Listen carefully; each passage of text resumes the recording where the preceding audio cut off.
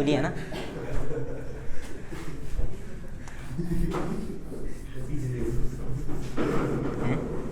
चलिए, लेफ्ट से राइट जाने पे क्या होता है?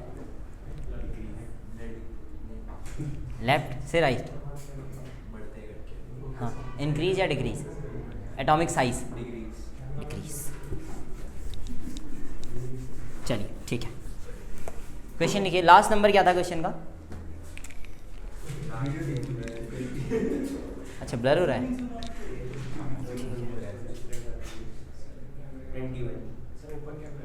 हाँ, ओपन कैमरा है। 21 22 में लिखो, लिखो।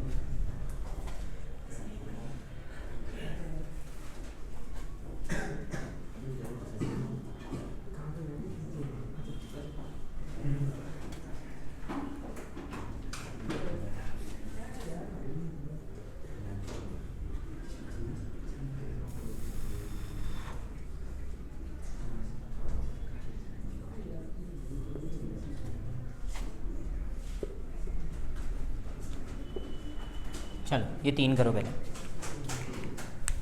ये तो आसान है।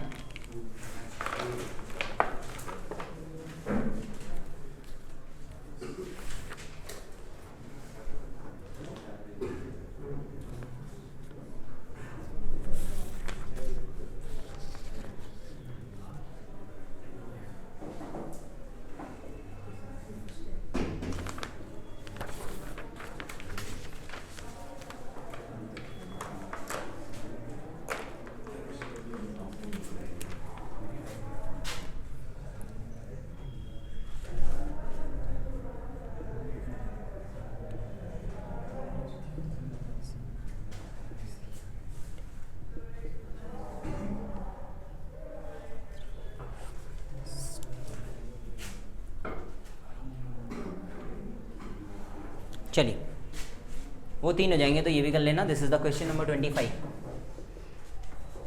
सेम वही एटॉमिक साइज है, आयनिक रेडियस हो गया तो आयनिक साइज हो गया।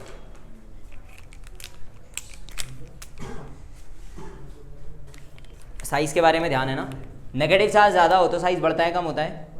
बढ़ता है। पॉजिटिव हो तो top to bottom, left to right. 4 चीज़ें भी याद रख लोगे, काफ़ी कुछ हो जाएगा इसमें से भी। 25 वाला can cause a little bit damage to you, बाकी आसान है।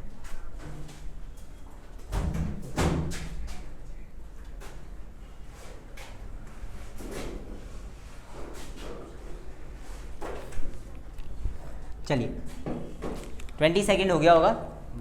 नाइट्रोजन, ऑक्सीजन, फ्लोरीन, ग्रुप या पीरियड? एक पीरियड से हैं कि ग्रुप से हैं? पीरियड से हैं। पीरियड में लेफ्ट से राइट जाने पे डिक्रीज होता है, मतलब सबसे बड़ा कौन होगा इसमें से? सबसे छोटा कौन होगा? बढ़िया, पहला ऑर्डर आ गया। दूसरा, हाइड्रोजन और हीलियम में कौन बड़ा होगा? हाइड्रोजन। पीरियड या ग्रुप? पीरियड, तो कौन बड़ा होगा? कल बोला था 18 ग्रुप। 18 ग्रुप जब भी आ जाएगा it is going to be the van der Waals radius. 18वां ग्रुप कंपेयर में नहीं आता है, वो वंडरवॉल रेडियस दिखाता है। हीलियम 18th ग्रुप में है ना। इनर्ट गैसेस हमेशा साइज में बड़ी होंगी क्योंकि वो वंडरवॉल रेडियस दिखाएंगे। इधर लिथियम, बेरिलियम, बोरॉन, ग्रुप या पीरियड? पीरियड है ना। पीरियड में सबसे बड़ा कौन? एक ही पीरियड के है ना, वो भी देख लेना। लिथियम, बेरिलियम, फिर boron, carbon, nitrogen, oxygen, fluorine, कल किया हुआ है। इधर क्या करेंगे? ये तो मिक्स क्वेश्चन हो गया। तो जब भी ऐसा क्वेश्चन आएगा तुम क्या करो, पहले ये जहाँ से हैं उस वाले ग्रुपों को और पीरियडों को बना लो। ठीक है, कैसे बनाना है देखो। Boron, carbon, nitrogen, oxygen, fluorine.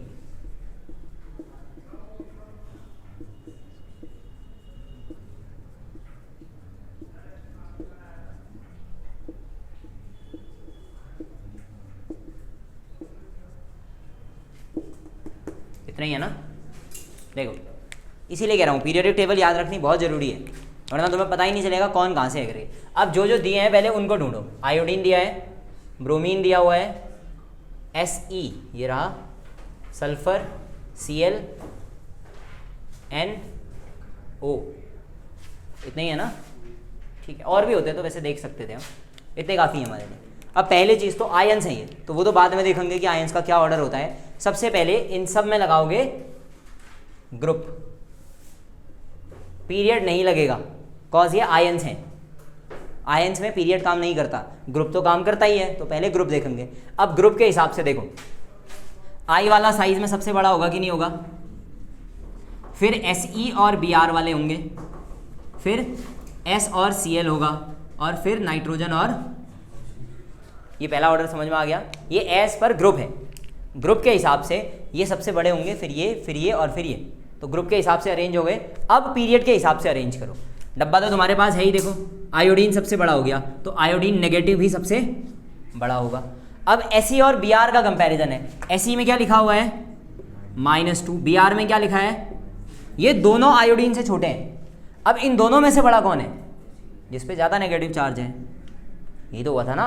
अच्छा अगला, सल्फर और क्लोरीन दोनों पे चार्ज देखो, सल्फर पे कितना है Cl पे, तो दोनों में से कौन बड़ा होगा, खत्म। लास्ट है नाइट्रोजन ऑक्सीजन, नाइट्रोजन पे कितना है, ऑक्सीजन पे, ये हो गया ऑर्डर। समझ में आया क्या हुआ। पीरियड में कभी भी जब तुम एक पीरियड में जाओगे तो कभी भी ये मत सोचना कि पीरियड में आयंस भी हैं तो सेम लॉ लगेगा लेफ्ट से राइट वाला, नहीं। पीरियड के अंदर लेफ्ट से राइट नहीं लगाएंगे, आयंस में चार्ज देखो बस हो गया। नाइट्रोजन -3 -2 माइनस भी तो हो सकता है ना, तो इसीलिए थोड़ा सा ध्यान रखना है तुम्हें।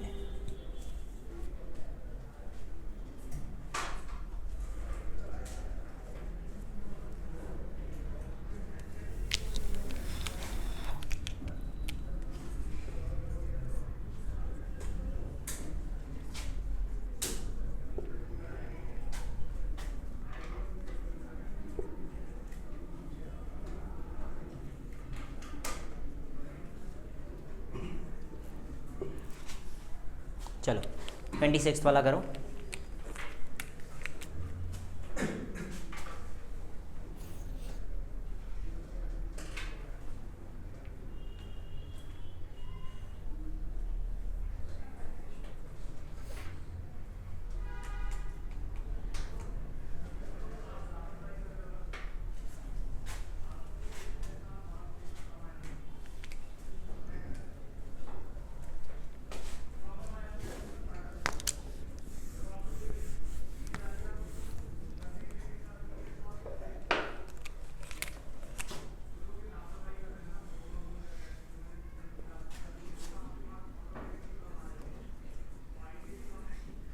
चलो वैसे लिख देता हूँ।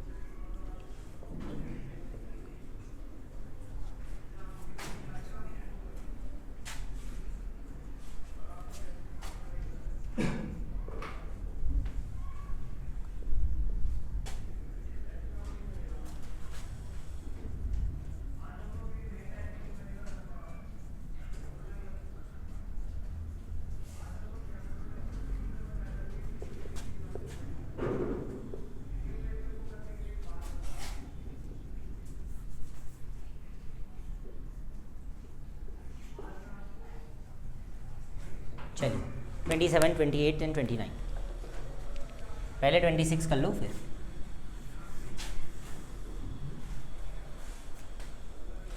ट्वेंटी सिक्स वाला हो गया, ट्राई करें आंसर। वही सेम ग्रुप बना के लिख लेते हैं। कौन कौन से क्वेश्चन है, फ्लोरीन, ब्रोमीन, सिलिकॉन, ये रहा फ्लोरीन, ब्रोमीन, Si, Se और Sb, ठीक है, ये हो गए। ऑर्डर लगा लेंगे, सबसे पहले आएगा Sb के बाद Se, Br, फिर आ जाएगा सिलिकॉन, लास्ट में आ जाएगा फ्लोरीन। इतने तक कोई दिक्कत है, ठीक है। फिर आयंस देखेंगे, Sb पे कौन सा चार्ज है, माइनस, देन Se और Br पे चेक करेंगे, Se पे -2 है तो पहले आएगा Se, फिर आएगा Br नेगेटिव, फिर Si पे क्या है चार्ज, -2, कोई दिक्कत नहीं है, फ्लोरीन पे minus. This is the order, easy, बढ़िया।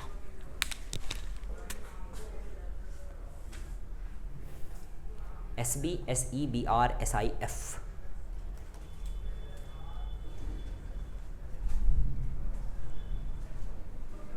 Done.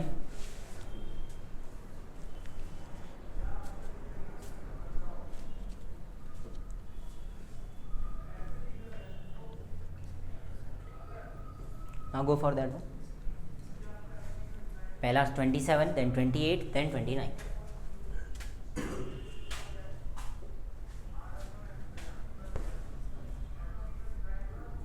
Top to bottom size increase, top to bottom size increase, left से राइट डिक्रीज। क्या इसमें वही लॉ लगेगा?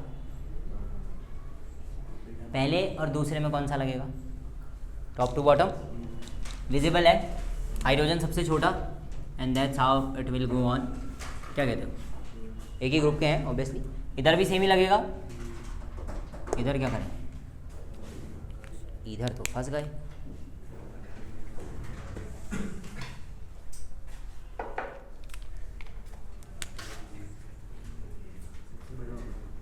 कौन? हाइड्रोजन सबसे छोटा। हाइड्रोजन सबसे बड़ा कैसे होगा? टॉप में होगा वो तो, वैसे ही छोटा होगा, ग्रुप है तो। हाइड्रोजन तो छोटा होगा, ग्रुप है।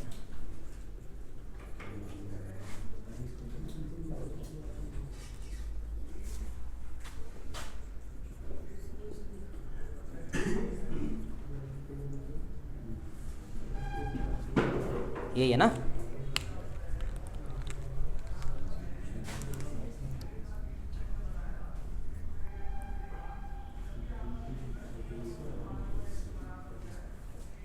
हो गया ऑर्डर? बोलो फिर। सबसे छोटा कौन है? हाइड्रोजन। फिर लिथियम या बेरिलियम? लिथियम और बेरिलियम में से कौन बड़ा होगा? सही, लिथियम साइज में बड़ा होगा, हाइड्रोजन सबसे छोटा। फिर उसके बाद फिर फिर फिर फिर फिर गधे फिर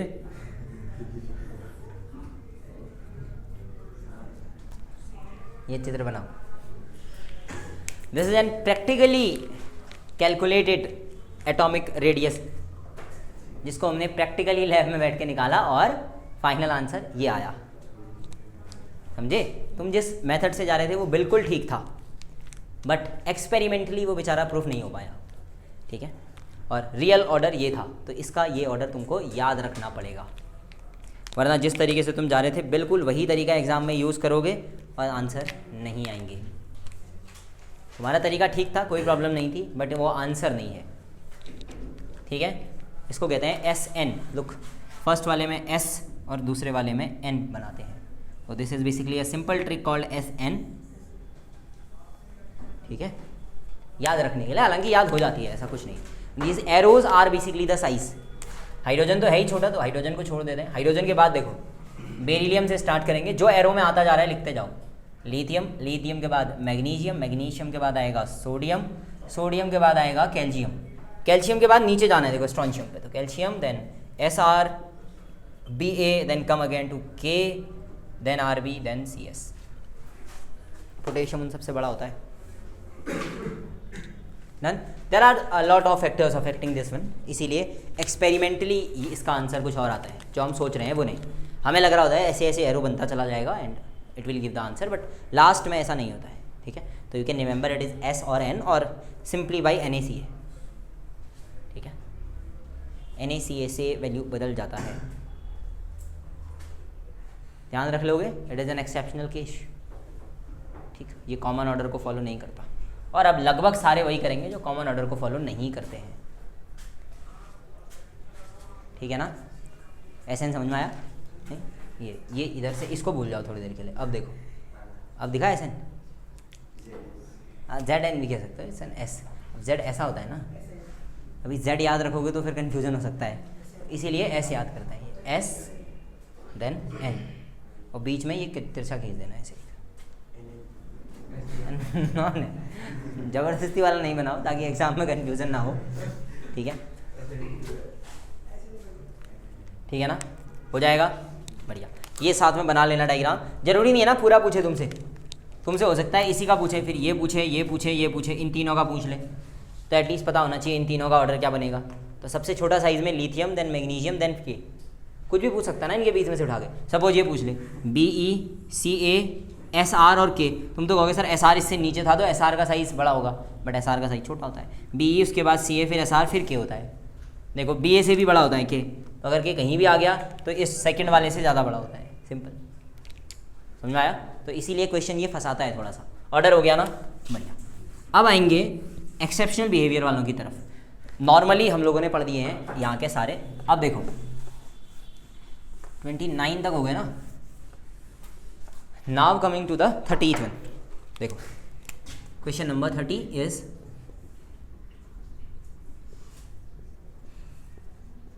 इसमें ऑर्डर क्या होगा?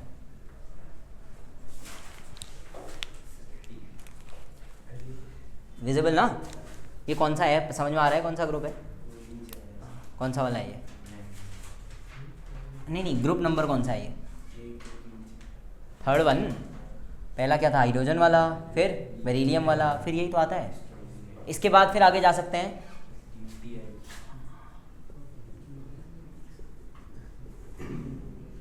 ये हो गया तुम्हारा क्वेश्चन नंबर 30। नीचे को, हाँ लेफ्ट टू राइट नहीं करना है इसमें, नीचे को। लेफ्ट टू राइट में एक ही ग्रुप पढ़ना है, टॉप वाला तुमने, बस हो गया। उसको भी लास्ट में करा दूंगा। ऐसे करो, 2 बनाओगे, 30 और 31, फिर कुछ क्वेश्चंस दूंगा। पहले थोड़ा इसको समझते हैं ना, इन दोनों को, फिर आगे बढ़ेंगे। हो गए?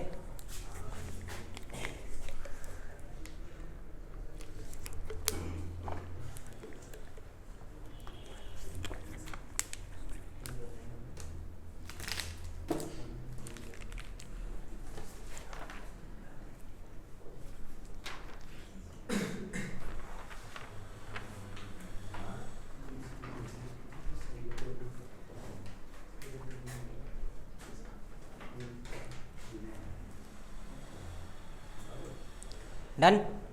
शुरू करें। पहले वाला ग्रुप की पीरियड, ग्रुप तो पहले क्या, ऐसे, फिर ऐसे, फिर ऐसे, ठीक है। मीन्स क्या? Lanthanoids and actinoids having approximately same size. ये क्या होते हैं? लगभग बराबर होते हैं। रीजन क्यों ऐसा होता है? शेल तो बढ़ा ना, एक ग्रुप में जाने में शेल नंबर बढ़ता है। जब शेल बढ़ गया तो साइज भी बढ़ना चाहिए, फिर क्यों नहीं बढ़ रहा? And this is called what? Lanthanoid contraction. Lanthanoid contraction का मतलब होता है लेंथेनॉइड्स में कॉन्ट्रैक्शन हो जाता है, साइज घट जाता है। सिंपल। ग्रुप में टॉप टू बॉटम जाने पे साइज बढ़ता है, जनरली बढ़ता है। डी ब्लॉक में ऐसा नहीं होता। डी ब्लॉक के लास्ट की जो 2 सीरीजें बनेंगी 5D एंड 6D, उनका अप्रॉक्सीमेटली साइज कैसा होता है? बराबर होता है, और बाकी सब सेम इंक्रीज करते रहते हैं। क्लियर है इतना? तो आगे के ऑर्डर भी बना लो। Question number 32 is going to B,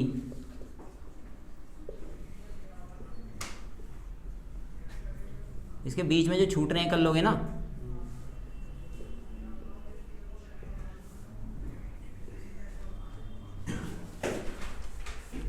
same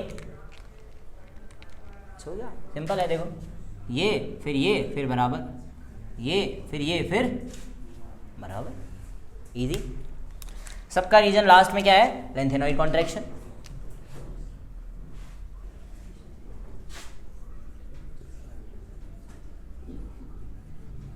question 34, 35,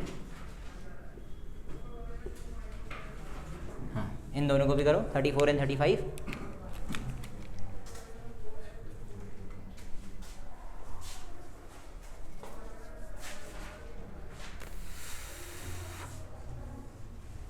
same.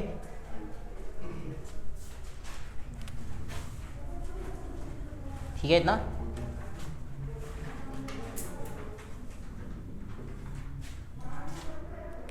ऐसा ही तो होगा शायद यहाँ। इस पे कोई दिक्कत तो नहीं है?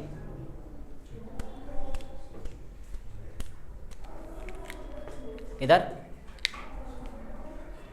सेम।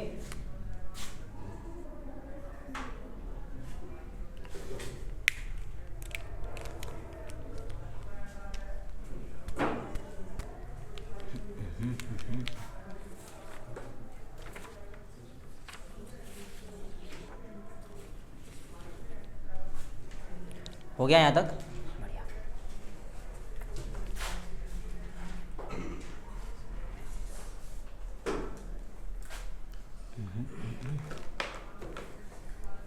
अब चेंज करें,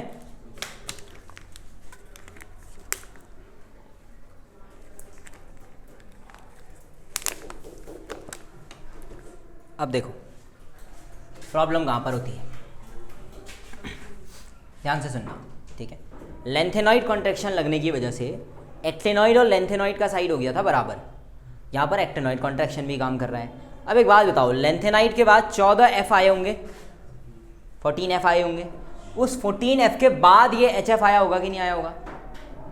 जब यहाँ पे 14 एफ आ गए होंगे उसके बाद ये एच एफ आया होगा ना। अब जो एफ आया उसने 14 लोगों की भीड़ बढ़ाई कि नहीं बढ़ाई? 14 एफ, F14 इलेक्ट्रॉन्स, 14 लोगों की भीड़ बढ़ गई, शील्डिंग बढ़ी, मतलब क्या है, बीच में इसके और इसके बीच में यहाँ पे F14 आया कि नहीं आया? 14 इलेक्ट्रॉन एक्स्ट्रा आए तो भीड़ बढ़ी या नहीं बढ़ी बीच में? बट D एंड F की भीड़ का कोई वैल्यू नहीं होता है, means the shielding effect of D and F are not considered. इसको बहुत अच्छा नहीं मानते हैं, D और F का शील्डिंग बहुत खराब होता है। अब बताओ, अगर शील्डिंग बहुत खराब तो Z इफेक्टिव ज़्यादा या कम? शील्डिंग खराब तो Z इफेक्टिव ज़्यादा। शील्डिंग खराब हो गई है ना, तो बीच में भीड़ है ही नहीं, बीच में भीड़ नहीं है तो इंटरेक्शन फोर्स ज़्यादा लगेगा।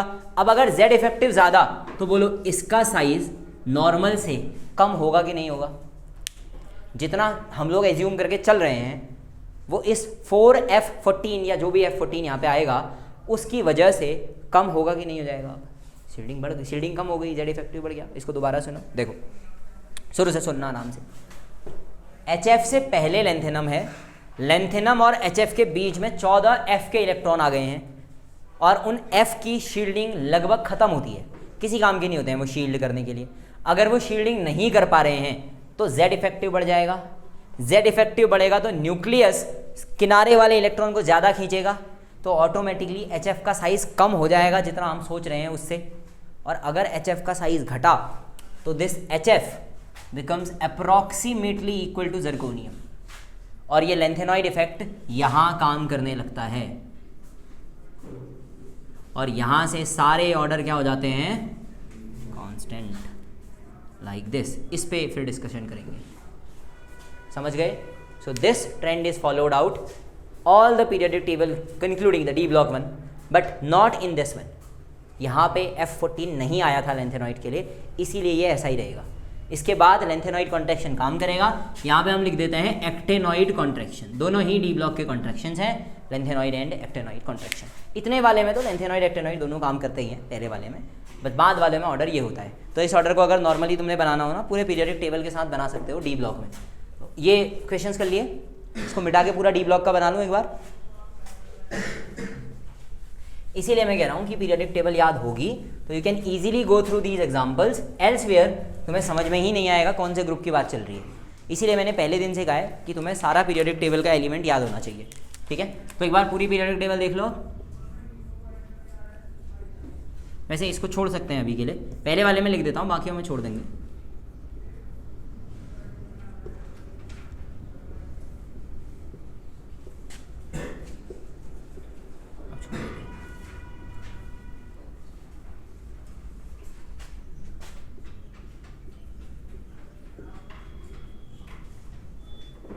ऐसे उतार लो इसको, पूरी टेबल बना लो।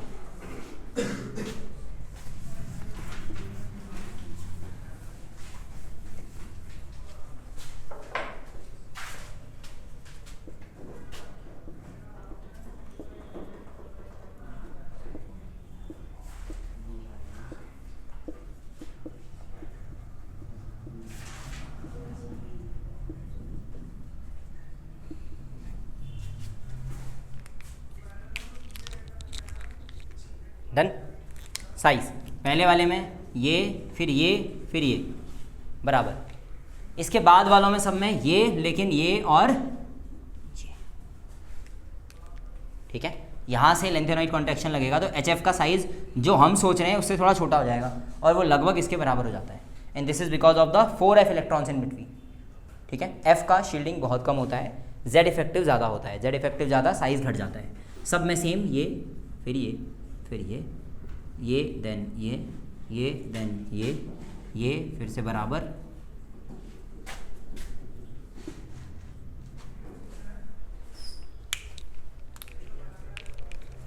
डन।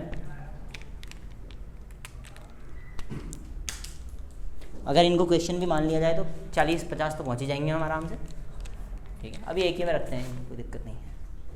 लास्ट क्वेश्चन एक मानना हो तो इसको मान लेना, जिंक, कैडमियम, मरकरी। भैया थोड़ा विशेष है, तो what is the order in zinc, cadmium, mercury, बता सकता है कोई? जिंक और कैडमियम में कौन बड़ा होगा? ग्रुप लॉ, ग्रुप में जो नीचे होता है वो ज़्यादा बड़ा होता है। कैडमियम और मरकरी में कौन बड़ा होगा? Cadmium, mercury, group law. यहाँ क्यों नहीं लगा ग्रुप? यहाँ लेंथेनाइट कॉन्ट्रैक्शन आ गया, यहाँ नहीं आया। मरकरी कौन सी फॉर्म में मिलता है? लिक्विड में एटम नज़दीक होते हैं कि दूर दूर होते हैं? दूर दूर होते हैं। ये क्या है, लिक्विड की गैस? सॉलिड में ज़्यादा नज़दीक है कि लिक्विड में? तो सॉलिड में जब एटॉमिक रेडियस निकालोगे तो छोटी आएगी कि Hg में? ये है सॉलिड, ये है लिक्विड, ठीक है। सॉलिड लिक्विड समझ में आ गया ना? अच्छा, अगर ये सॉलिड है तो लिक्विड ऐसा होगा, तो this is inter nuclear distance, इसका आधा इज रेडियस। बोलो लिक्विड के लिए रेडियस बड़ी आ रही है कि सॉलिड के लिए? लिक्विड के लिए। दैट्स व्हाई मरकरी के अंदर लेंथेनाइट कॉन्ट्रैक्शन काम नहीं करता, ठीक है। Hg basically is in liquid form, that's why the size of mercury is greater than the cadmium's atomic size. समझे? ध्यान रखना है। लास्ट वाला केस बदल देना, इट इज इम्पॉर्टेंट वन पर बहुत ही प्यारा है।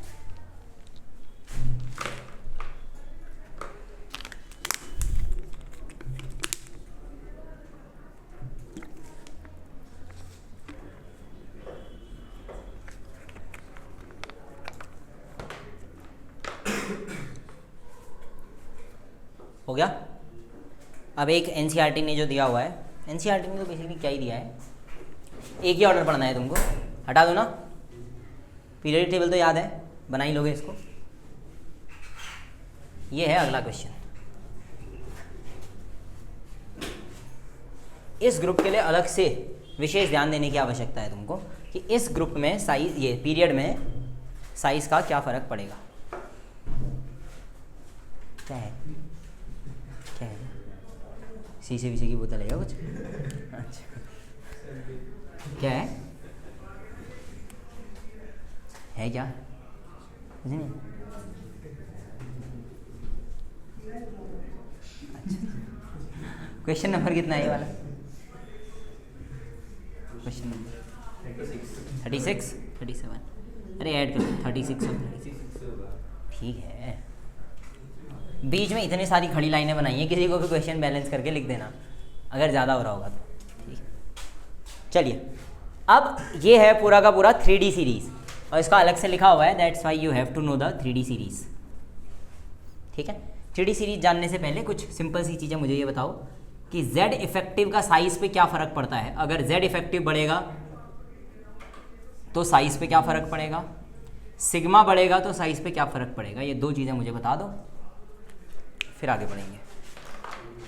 पीरियड में हम यही चेक करते हैं ना, Z इफेक्टिव और सिग्मा। ग्रुप में सेल्स देखते हैं, अगर इफेक्टिव न्यूक्लियर चार्ज बढ़ेगा तो साइज कम हो जाएगा। इफेक्टिव न्यूक्लियर चार्ज का मतलब हुआ न्यूक्लियस कितना इफेक्टिव चार्ज से आउटर मोस्ट इलेक्ट्रॉन को खींच पा रहा है। अगर ज़्यादा Z इफेक्टिव है तो ज़्यादा पावरफुल खींचेगा, छोटा हो जाएगा सेल अपने आप, सिंपल लॉजिक। सिग्मा मतलब होता है शील्डिंग, शील्डिंग ज़्यादा होगी तो न्यूक्लियस खींच ही नहीं पाएगा बाहर वाले को, और बाहर वाले को खींच ही नहीं पाएगा तो बाहर वाला खिसक के दूर चला जाएगा, साइज बढ़ जाएगा। तो शील्डिंग ज़्यादा तो साइज ज़्यादा, और Z इफेक्टिव कम, ठीक है। अब इधर वाले पे देखो, जो ट्रेंड है वो क्या है सुनना। यहाँ पे group law follow, period law follow होता है। पीरियड कहता है लेफ्ट से राइट जाने पे साइज घटता है, एग्रीड। तो लेफ्ट से राइट जाने पे साइज घटाते रहो, घट गया, दिखाई दिया। अब देखो, मैग्नीज के बाद, मैग्नीज तक ये, उसके बाद ये लगभग बराबर होते हैं, मतलब मैग्नीज भी कैटेगरी में इसी के साथ आ गया, तो कुछ ऐसा मान लो इसको, ठीक है। बेसिकली मैग्नीज का, आयरन का, ये सॉरी कोबाल्ट का, इनका साइज़ लगभग बराबर आता है, तो इनको लगभग एक साथ रख सकते हो। तो कुछ में ये नहीं लिखा हुआ है, कुछ में खाली ये दोनों लिखे हुए हैं, बट दैट्स फेयर, ये 3-4 लगभग एक ही साइज़ के हैं, कोई दिक्कत नहीं है। Now coming to that one, इधर ये ग्रुप लॉ टूट जाता है, पीरियड लॉ टूट जाता है और उल्टा हो जाता है, समझे, लास्ट में दोनों घूम जाते हैं। अच्छा निकल छूटा है,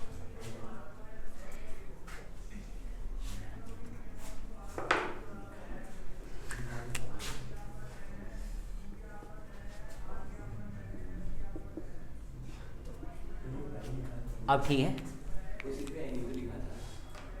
अच्छा हाँ लिखा था, NI की जगह NE लिखा था, ठीक है, अब ठीक है, शुरू करें। क्रोमियम, यहाँ तक कौन सा लॉ काम कर रहा है, पीरियड वाला लॉ। फिर क्या हुआ, फिर कुछ हुआ और ये साइज में बराबर हो गए, फिर पीरियड लॉ टूट गया। ये तो पीरियड लॉ नहीं होता है ना, पीरियड में लेफ्ट से राइट आने पे साइज कम होता है, पर यहाँ तो बढ़ गया। अब इसमें लॉजिक क्या है वो समझना, शुरू से यहाँ तक लगभग सब एक ही लॉ फॉलो कर रहे हैं। इसका मतलब वही जो नॉर्मल कारण होता है वही कारण है। तो बोलो क्या कारण होता है यहाँ तक,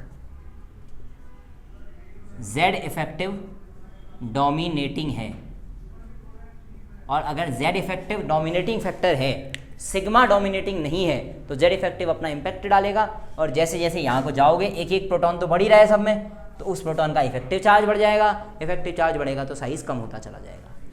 इस कंडीशन पे इधर से ले लो यहाँ तक, Z effective becomes approximately equal to sigma, shielding और Z इफेक्टिव लगभग बराबर हो जाते हैं, तो दोनों में से कोई भी डोमिनेटिंग नहीं रह पाता, एक दूसरे को बैलेंस करते हैं, इनका साइज लगभग बराबर हो जाता है। बट इन लास्ट केस जहाँ पे निकल कॉपर जिंक है, सिग्मा डोमिनेट करने लगता है, मतलब जब एक प्रोटॉन बढ़ रहा है तो इलेक्ट्रॉन भी तो बढ़ रहा है ना, तो इस जगह पे इलेक्ट्रॉन का फैक्टर काम करने लग जाता है, शील्डिंग ज़्यादा होने लग जाती है, शील्डिंग ज़्यादा, Z इफेक्टिव कम, साइज़ बढ़ने लग जाता है। तो लास्ट के 3 के लिए ये साइज़ इंक्रीज होता है। ये पूरा का पूरा लिखो, एंड यहाँ पे अगर कभी क्वेश्चन फंसा तो थोड़ी सी दिक्कत होगी। This is for covalent radius, covalent radius तो क्या ही लिखते हैं, हाँ लिख दो, एटॉमिक रेडियस लिख देते हैं इसको, एटॉमिक रेडियस का ऑर्डर ये होता है, कोवेलेंट रेडियस कहते हैं जिसको हम नापते समय। तो ये एटॉमिक रेडियस का ट्रेंड है बेसिकली। अब एटॉमिक रेडियस के अंदर भी 4 टाइप की रेडियस पढ़ी है हमने। So this one is basically for covalent only. Metallic radius में थोड़ा सा खेल होता है और, ठीक है, एनसीईआरटी ने सब कुछ मेंशन नहीं किया है, दैट्स वाई।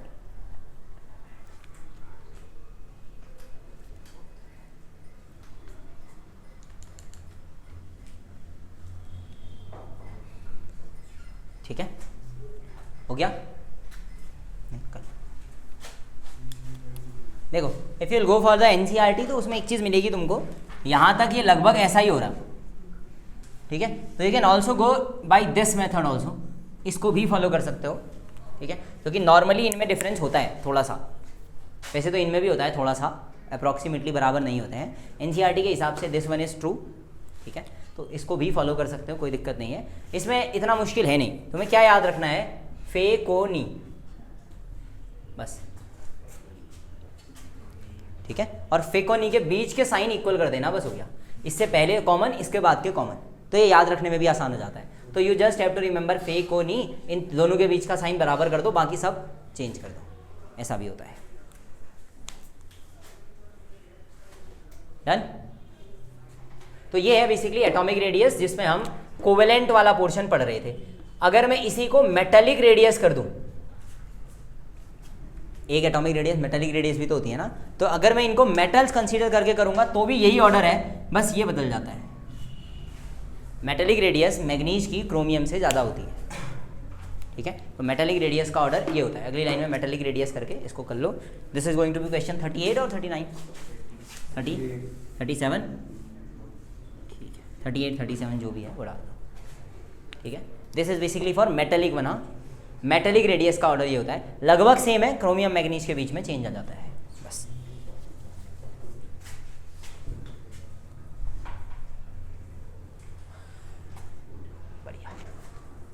फे को नी याद रख लोगे, काम हो जाएगा।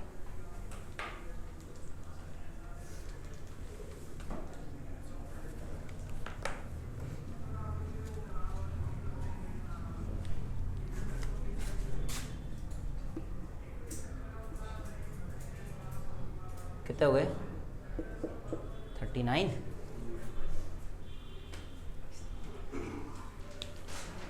हो गया ना ये वाला निपटाओ 39। इसको मिटा दूं?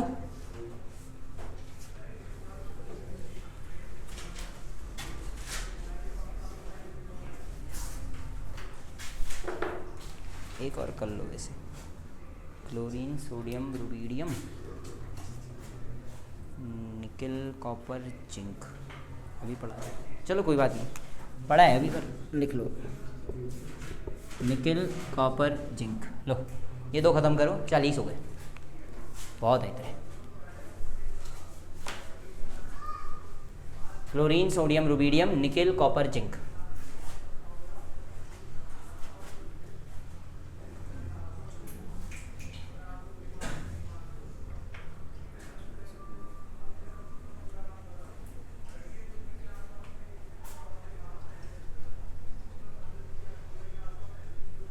हो गया?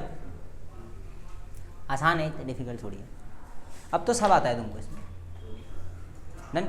लेंथेनॉइड एक्टिनॉइड्स के बारे में नहीं पढ़ा है, ठीक है, एफ ब्लॉक के बारे में बाद में पढ़ेंगे, पढ़ाऊंगा, चिंता मत करो, 12th में। यहाँ है नहीं वो सिलेबस में, उसको भी करेंगे। हो गया? ठीक है। टी ब्लॉक में भी खाली 3D दिए, वो मैंने नीचे वाली सीरीज में भी कंपैरिजन करवा दिया ताकि याद रख सको बस, ठीक है। देखो इधर निकल कॉपर जिंक अभी पढ़ा था, कैसा? ऐसा कैसा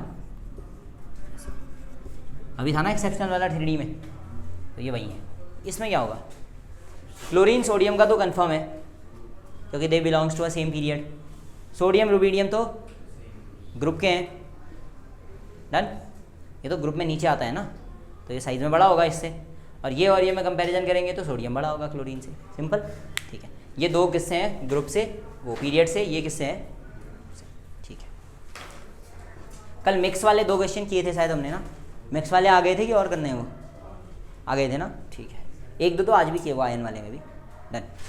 तो एटॉमिक रेडियस मेरी तरफ से ख़त्म, जितने मैक्सिमम पॉसिबल क्वेश्चंस हैं सारे कर दिए, ठीक है।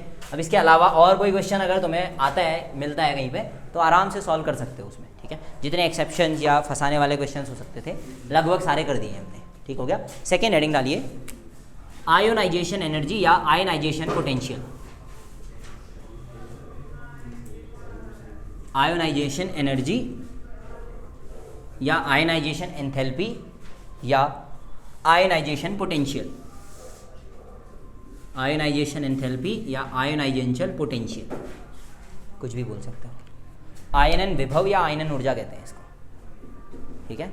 आयनाइजेशन एनर्जी, आयनाइजेशन पोटेंशियल और आयनाइजेशन एनर्जी, कुछ भी।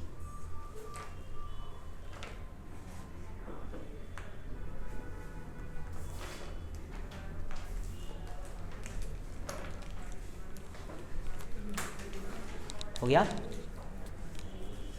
देखो पहले तो इसका सिंपल मतलब क्या है वो सुनना। ये है कौन सा? आयोनाइजेशन वाला। It means simply you have to ionise something. तुमको किसी चीज़ को क्या करना है? आयोनाइज करना है। और ये आयोनाइज कैसे करना है? रिमूवल ऑफ इलेक्ट्रॉन के थ्रू करना है। क्लियर है इतना?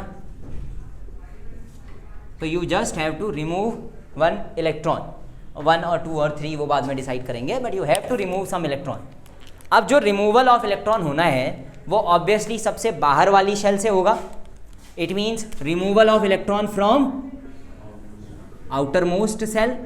मतलब जब तक आउटर मोस्ट से निकलेगा नहीं तब तक तुम इनर मोस्ट की तरफ आ नहीं सकते या इनर सेल्स की तरफ आ नहीं सकते। नॉर्मली निकलेगा सबसे पहले बाहर वाली सेल से ही, ठीक हो गया। अब आउटर मोस्ट सेल से जब तुम्हें इलेक्ट्रॉन निकालना है तो उस समय पे तुमको चाहिए होगा आइसोलेटेड एटम। पहली कंडीशन ये समझना, you need isolated atom. What is the meaning of isolated atom? अकेला एटम चाहिए तुमको, अकेला एटम। वरना क्या होगा? 5-6 का ग्रुप आ जाएगा तुम्हारे पास, किसके बाहर से इलेक्ट्रॉन निकालोगे? वो तो सब आपस में बॉन्डेड होंगे, फिर तो इलेक्ट्रॉन निकाल ही नहीं पाओगे। अब आइसोलेटेड एटम जिससे तुम इलेक्ट्रॉन निकालने वाले हो वो भी कौन सी फेज में होगा? Obviously gas. क्योंकि लिक्विड फेज पे या सॉलिड फेज पे आइसोलेटेड होता ही नहीं है। ठीक है, तुम्हारी मांगें पूरी हो गई। ठीक है, अब देखो क्या कहते हैं, किसी आइसोलेटेड गैसियस एटम के आउटर मोस्ट सेल के इलेक्ट्रॉन को तुमने निकाल लेना है, तो बताओ तुम बदले में उसको एनर्जी दोगे या वो तुमको देगा?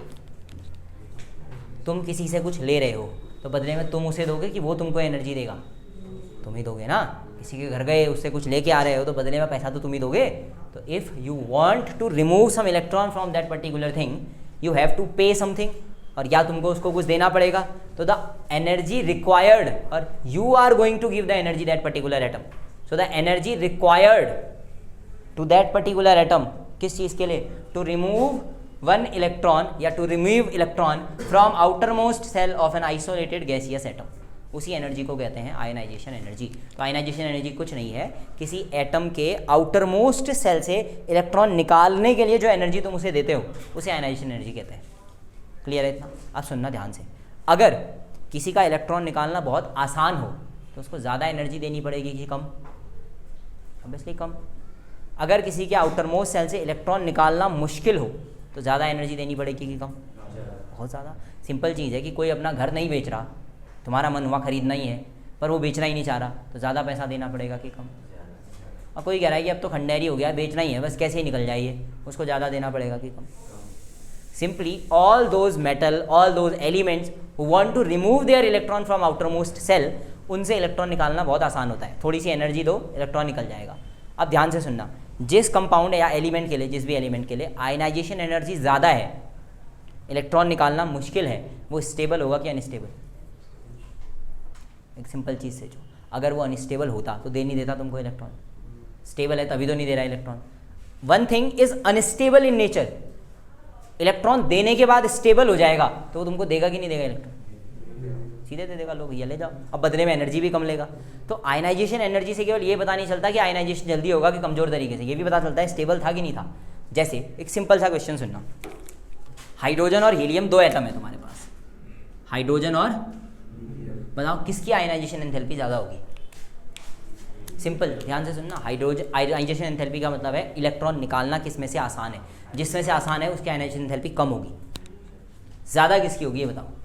आयनाइजेशन एंथैल्पी हीलियम की। अगर तुम कह रहे हो कि ionisation enthalpy of helium is greater than ionisation enthalpy of hydrogen, तो इसका मतलब हीलियम के आउटर मोस्ट सेल से इलेक्ट्रॉन निकालने के लिए ज़्यादा एनर्जी लगेगी कंपैरिजन विद हाइड्रोजन। हाइड्रोजन जल्दी इलेक्ट्रॉन दे देगा, कम एनर्जी में दे देगा, हीलियम लेट इलेक्ट्रॉन देगा, ज़्यादा एनर्जी लेके देगा। एग्रीड? तो बताओ हीलियम ज़्यादा स्टेबल कि हाइड्रोजन? तभी तो नहीं दे रहा इलेक्ट्रॉन। अब ये बताओ कि हीलियम दे क्यों नहीं रहा इलेक्ट्रॉन? ऑब्वियसली फुल्ली फिल्ड है ना, दो ही चाहिए थे, दोनों के दोनों हैं। हाइड्रोजन को कितने चाहिए थे? दो। है कितने? एक है, तो अनस्टेबल है बेचारा। एक दो चाहे एक लो, उसको क्या ही फर्क पड़ रहा है, तो वो जल्दी दे देगा तुमको। हालांकि थोड़ा बहुत पैसा ले लेगा तुमसे, एनर्जी लेगा, बट हीलियम की जितनी थोड़ी। हीलियम से अगर तुमने एक इलेक्ट्रॉन निकाल दिया तो हीलियम अनस्टेबल हो जाएगा। तो हीलियम क्यों चाहेगा अपना इलेक्ट्रॉन देना? और नहीं चाहेगा तो it requires very high ionisation enthalpy. सबसे ज़्यादा आयनाइजेशन एंथैल्पी की ज़रूरत पड़ती है 18th ग्रुप को, ये सबसे ज़्यादा आयनाइजेशन एंथैल्पी रखते हैं। उसके बाद आते हैं फुल्ली फिल्ड इलेक्ट्रॉनिक कन्फिग्रेशन, याद है पढ़े थे बीच में? फुल्ली फिल्ड मतलब जिसका इलेक्ट्रॉनिक कन्फिग्रेशन पूरा भरा हुआ हो। फुल्ली फिल्ड में कौन कौन आते हैं? P6 और D10, इस टाइप का कन्फिग्रेशन फुल्ली फिल्ड बोला जाता है। जिनमें भी तुम्हें ऐसा दिखाई दे रहा है electronic configuration P6, D10, F14, इनको सबसे ज़्यादा एनर्जी चाहिए। सबसे ज़्यादा चाहिए 18th ग्रुप को, उसके बाद इन्हीं को चाहिए एनर्जी, और इसके बाद फिर आते हैं कौन? Half field. इसके बाद तुम चेक करोगे कोई हाफ फील्ड है क्या, और अगर हाफ फील्ड वाला है तो फिर हाफ फील्ड को चाहिए होगी ज़्यादा एनर्जी। हाफ फील्ड में P3 आता है, D5 आता है और F, ऐसा इलेक्ट्रॉनिक कन्फिग्रेशन अगर है किसी का तो इसको ज़्यादा लगेगी एनर्जी। पर ध्यान रखना 3s2 होना चाहिए पूरा। 3s1 है तो फिर तो दे देगा ना इलेक्ट्रॉन। S1 वाला कन्फिग्रेशन इनमें कंसीडर नहीं होता, S1 को हाफ फील्ड नहीं बोलते हैं। S1 दे देगा इलेक्ट्रॉन, खुश रहेगा वो, ठीक है। अदर देन S2 फुल होना चाहिए, S1 वाला जो है वो भरा होना चाहिए, फिर इसके बारे में बात करेंगे हम लोग, ठीक है। जैसे सिंपल देखो ना, क्रोमियम वाला कंडीशन याद करो। क्रोमियम हाफ फील्ड था, स्टेबल था कि नहीं था? क्रोमियम स्टेबल था तभी तो हाफ फील्ड बना। उससे इलेक्ट्रॉन निकालना आसान होगा कि मुश्किल? मुश्किल होगा। उसके बगल वाले से ज़्यादा जल्दी निकल जाएगा इलेक्ट्रॉन, बट वो हाफ फील्ड बनाई इसलिए है कि स्टेबल हो सके, तो वो देगा ही नहीं इलेक्ट्रॉन। एंड दैट्स वाई हम कहते हैं कि सबसे ज़्यादा स्टेबल 18th ग्रुप या इनर्ट गैस, फिर फुल्ली फिल्ड, फिर हाफ फिल्ड। हालांकि और भी कंडीशन है जो हमने इसमें पढ़नी है, पर अभी के लिए इतना हम ध्यान रख सकते हैं। तो पहले इसकी डेफिनेशन लिखेंगे। डेफिनेशन में इनमें से एक भी वर्ड नहीं छोड़ना है। अगर गैसियस छोड़ दिया तो भी गलत, आइसोलेटेड छोड़ दिया तो भी गलत हो जाता है। इसीलिए पूरी डेफिनेशन ध्यान से लिखनी होती है हमने। लिखिए, ionisation enthalpy, ionisation energy, ionisation potential लिखना। The energy required the energy required the energy required for the removal of the energy required for the removal of the energy required for the removal of outermost electron, the removal of outermost electron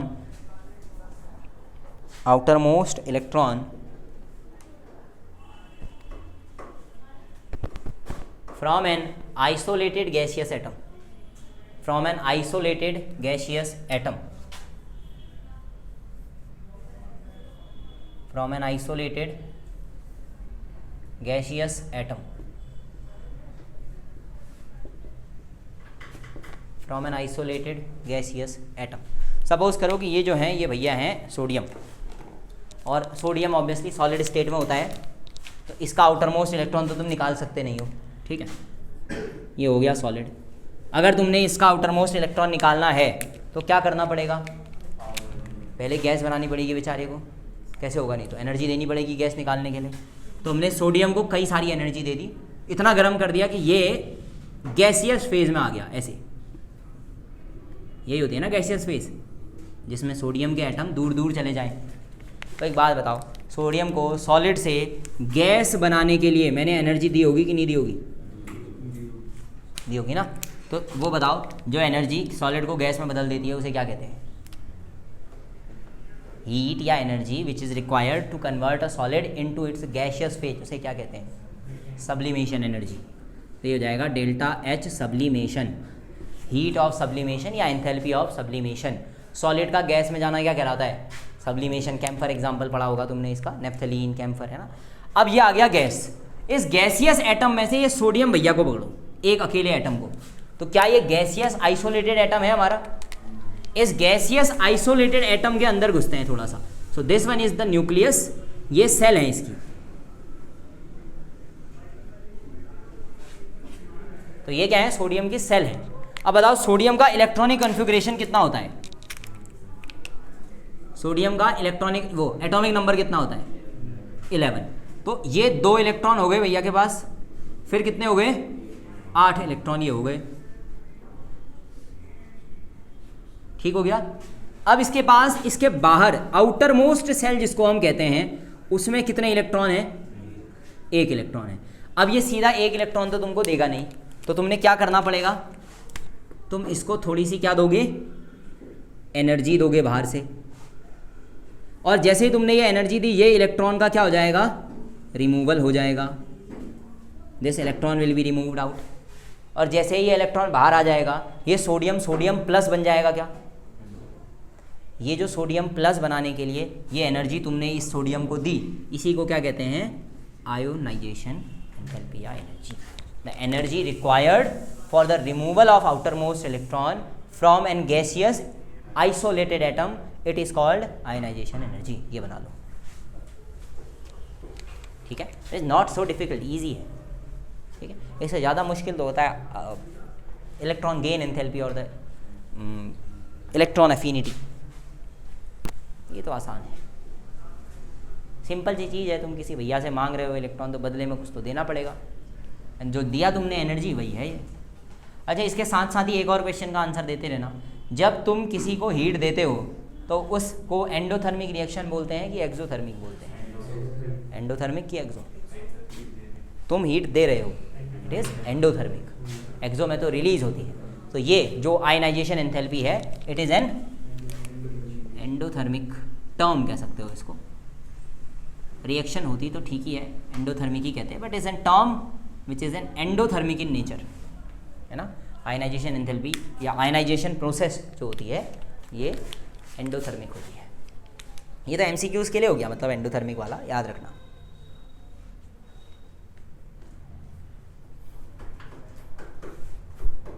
भले ही कोई electron देने के लिए कितना ही ईगरली wait कर रहा हो, पर उसका ये मतलब थोड़ी कि फ्री में पकड़ा देगा तुमको, बदले में थोड़ा बहुत तो लेगा ही ना तुमसे सप्लाई, मनी। ये है दिक्कत। अच्छा एक चीज़ ना यहीं पे इसको बनाते बनाते सोचो, जब तुम सोडियम का ये एक इलेक्ट्रॉन निकाल लोगे तो ये Na+ बन जाएगा, फिर मैं एक और निकालना चाह रहा हूँ इससे, तो अब बताओ आयनाइजेशन एंथैल्पी बढ़ जाएगी कि कम हो जाएगी?